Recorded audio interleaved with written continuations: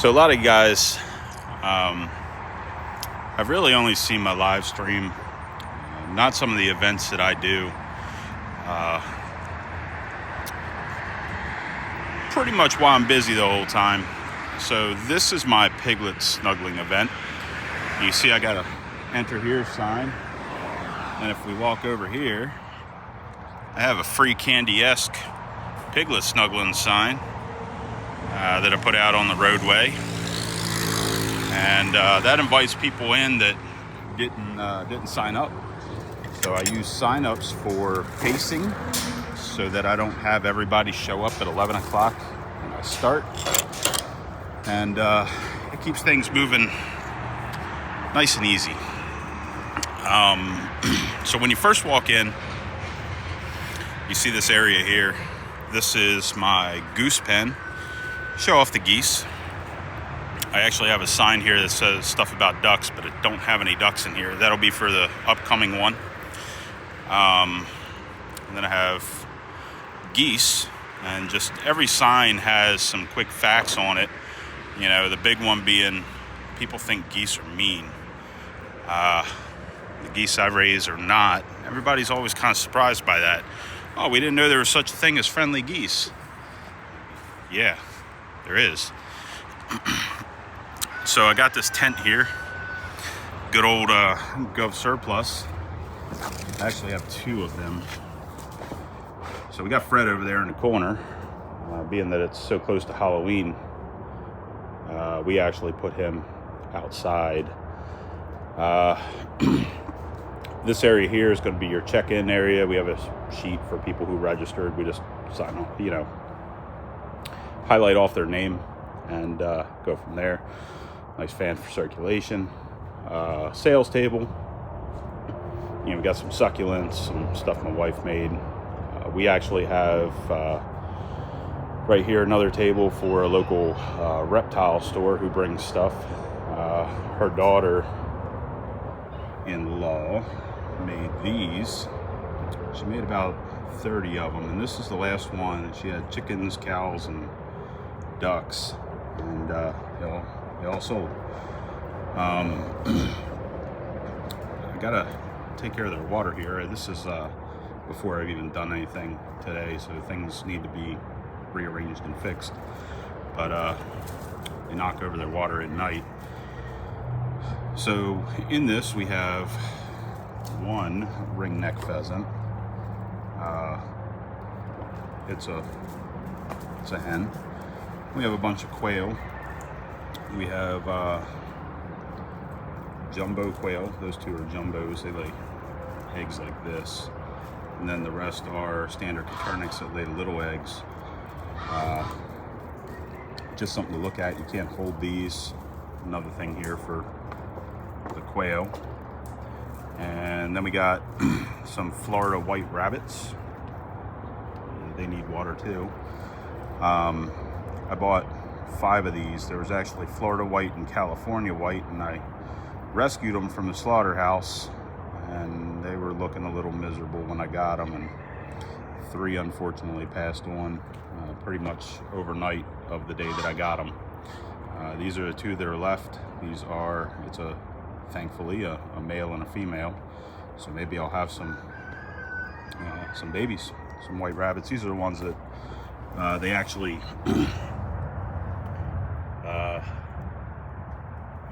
so these are the ones that when they say lab animals, these are it. This is the breed that they use, both California and Florida white with the red eyes. Another little tag there. This is where we do the piglet snuggling. I threw all the extra hay in here. There's normally baby pigs in here, and same deal, just who we are, what we are. This is a sign. It's too late snuggling. It goes with Fred over there in a area over there. We'll walk over there in a minute. This is where I have a whole bunch of chicks that I hatch. So same deal. They're for sale. There's a few things in here for sale in terms of animals. but someone came and bought me out.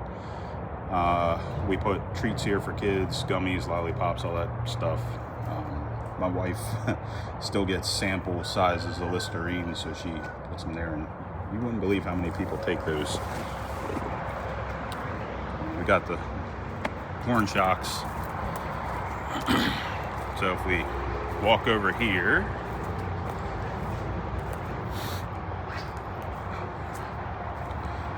so this small pen here is where there is a mini horse. He's not here right now because he's not mine, but he's white, and we have another tag here. Yeah, that number right there is right. He's 22 years old, but if you can kind of see it behind the tape, it says ask about painting me. The kids can paint their hand and walk in and put a handprint on him and paint the horse. Kids love it. Of course, I have these all over the place, and you can donate and leave a Google review and all that good stuff. We have automated waters for everybody. We got the adult pigs over here so that people can see them and see how big they are, so that they can determine whether or not they want to buy them. We got Buddy and Ragnar here, and they've been eating good here lately, so they're a little bigger than they should be. But we got the baby pigs back there in that corner. The zoom in never works right on this camera, so you can see them back there. So we have everybody up here, and I have baby pigs back at my pig barn. These guys won't be available for snuggling. They're getting ornery, and people can't really hold them because they fight. But the baby pigs back there, people will be able to hold. And the last one I did this past weekend, I brought up the baby pigs. They were only 7 days old, and people absolutely loved them. I got a rooster pen. Everybody can see the roosters. These are all meat roosters. These are all the turn-ins that people bring me, that they don't want. A lot of very pretty roosters in here, but unfortunately, a rooster is still a rooster, no matter how pretty he is. And a lot of these are drop-offs because they are damaging hens. So I have some more geese over here. We got some, we have some Chinese white and some African brown back there. Yes, that's actually their names. That's the breed that they are. And they do a pretty good job of being jerks. So they kind of protect everybody up here and protect my investment. And what that means is when I get roosters, I normally pay people $5 for a rooster. It's not much, but you know what? It's $5 to feed, right? So kind of me giving a little bit back. Wish I could give more, but I can't make a profit anymore. So my tent here, these guys use that corner as a scratching pole, so I come out here every morning and set it back up. They have become much more willing to say hi. They trust me a little more. This is the female. This is Janice. Hi, darling. And this is Chandler. Hi, buddy. They are still only a few months old, a few months here. So they're still a little skittish. They prefer to have the fence between me and them in order to do this. If I go in there, they're kind of standoffish and hold back, but they let me pet them. And the bad thing here is we have to remember that mules and donkeys are not horses. They have some horse in them, but they're not horses. So you'll notice he's getting a big old barrel chest there, and so is she. And that's because you'll notice there's straw on the ground. That's because for about a week I fed them hay. And so what they say on the internet, all these mule wranglers and raisers and all that stuff, mules cannot handle prosperity. And what that means is they should not be kept on nice lush green pasture, and they should not be fed hay. It causes them to get fat and causes something called laminitis or founders, which is a separation of the hoof from the there's like it's kind of like the quick in your finger, right? So it's that stuff underneath your fingernail. They have one of those too. The hoof is just a big fingernail, more or less. Cause separation of that fingernail when they have too much nutrient, and we need to be careful how we feed them because it can cause them to get sick. So with mules and donkeys, the best thing to feed them is straw. That way they don't get sick, and their intestines require more fiber than a horse does. So the straw helps with that. He's being real friendly this morning. Hi, buddy. So, yeah, they're coming around slowly. They're coming around. We have automated water, that red thing, in all the pens. So everybody gets water. We don't have to haul water while people are here and deal with that garbage. So starting to get a little colder now. It's about 50 degrees out here, and they ought to start kind of throwing a coat, a real thick coat, and getting fluffy. When I picked them up, they still had some of their winter coat on them. It takes a while to shed out because it gets stuck. Hi,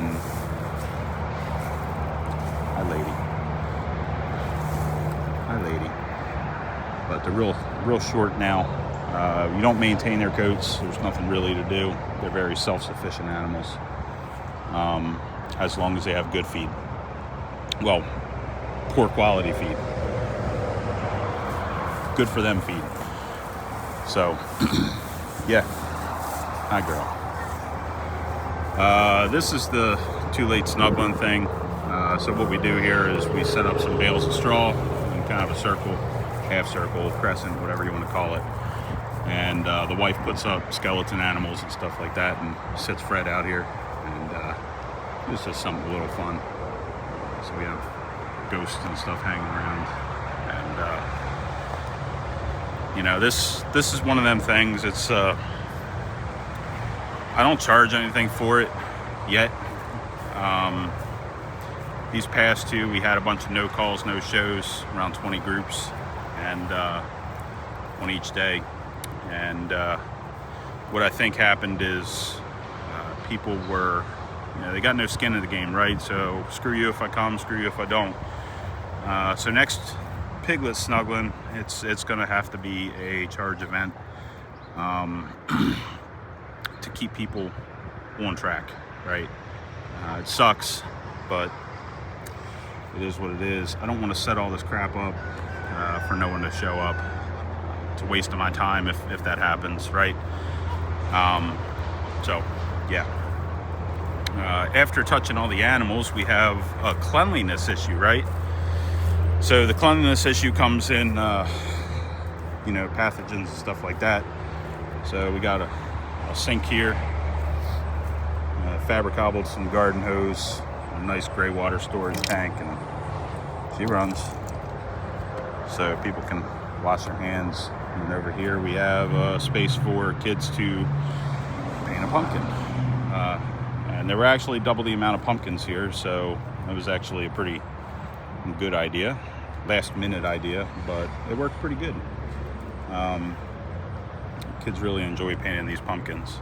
So that's actually, that pumpkin there that has no stem on it needs to go to the chickens or something. So of course we got trash bins all over the place to handle trash. And that's it. So this runs for 2 days.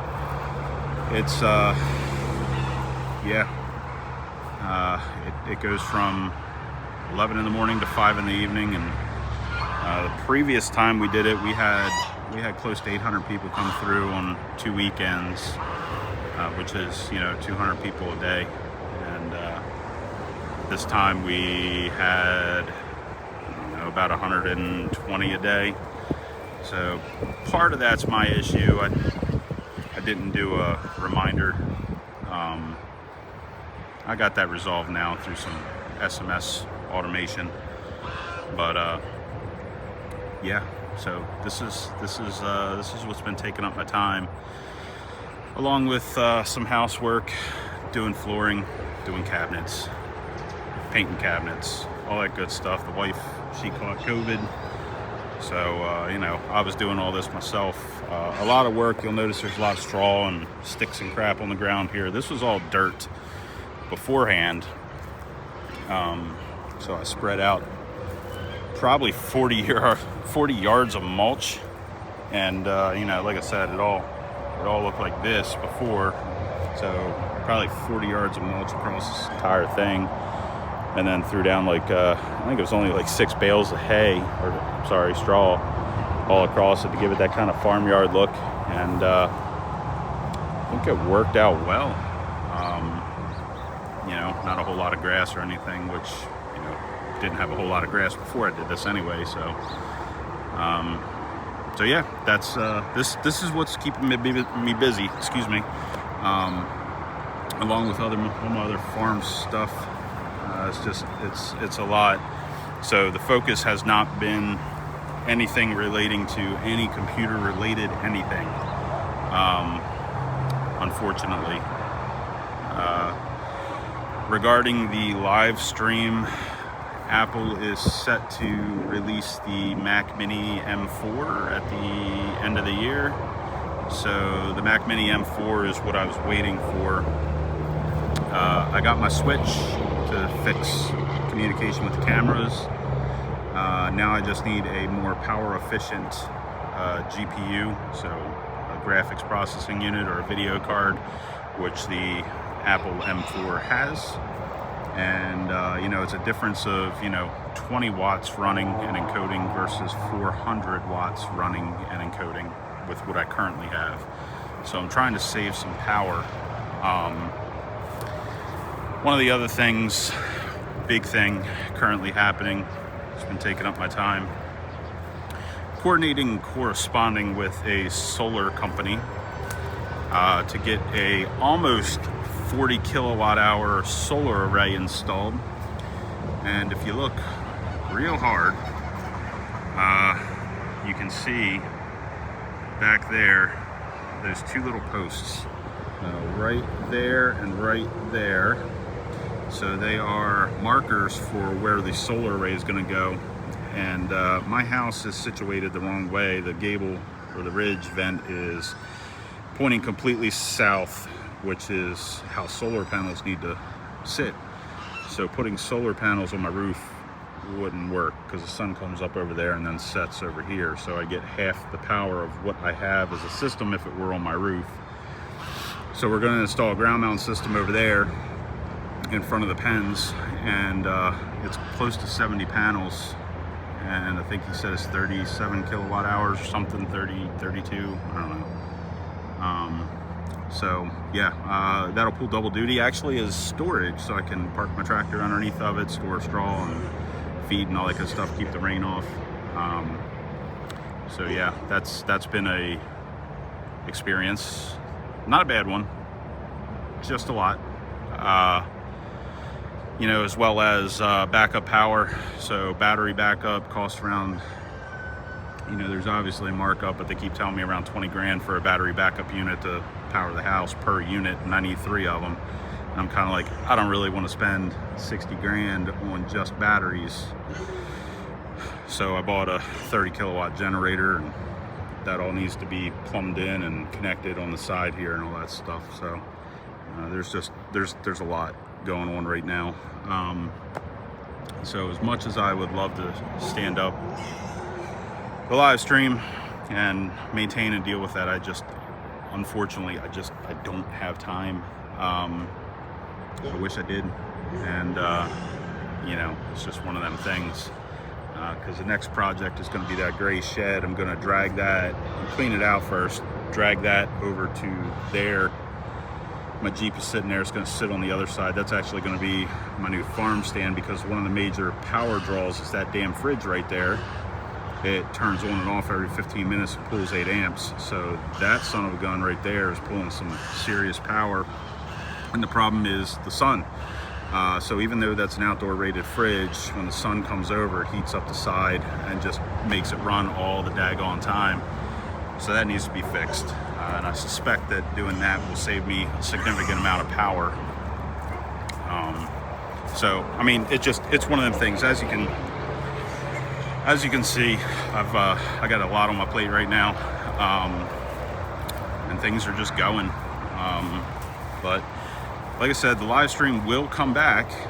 I'm on a bit of a hiatus right now. I don't know when, just because usually in the fall is when everything happens. All the work, all the fixes, all the repairs, all that good stuff. When it's not raining, it's not 90 degrees with 80% humidity and all that good stuff. So we'll get there. Just takes time. It takes a lot of time, unfortunately, and it'll come. And I got that too. Damn truck. My truck bed was held on by hopes and dreams, popsicle sticks and duct tape. So that's going to get a bed on it, flatbed that dumps. But unfortunately with trucks, like passenger trucks, so it's an F350, but when you go up to the F450, the chassis changes. So the problem is how the frame is shaped. You see that bump right there? So on a chassis cab, that whole frame is straight, which means the bed can sit right on it. Unfortunately with these, you have to build a rise, put a piece of square tube on each piece of frame to create that chassis frame. So that's a project, because that thing, holy God, I took it off there and it pretty much just fell apart. So I get to ride around with the redneck taillights and all that good stuff. But once it's done, I'll be able to transport all kind of stuff and dump it, which means I don't have to worry about how much the crap weighs. The only problem is the bed is probably around 1,200 pounds, because my tractor had an issue kind of lifting it. It was struggling a little bit, and my tractor can only lift 1,200 pounds, so it's probably around 1,000 or 1,200 pounds. And I know the bed is around 5, so these springs need to be upgraded. We need to put a couple more in there to keep the spring rate right. But yeah, so another project, always a project. So yeah, that's it in a nutshell. For whatever that's worth. But anyway, so that's the update for now. And I'm not dead. I am still alive. I am still active. I just have time for nothing beyond what I'm doing here, unfortunately. So the puppies say so long, and we'll chat again soon. See ya.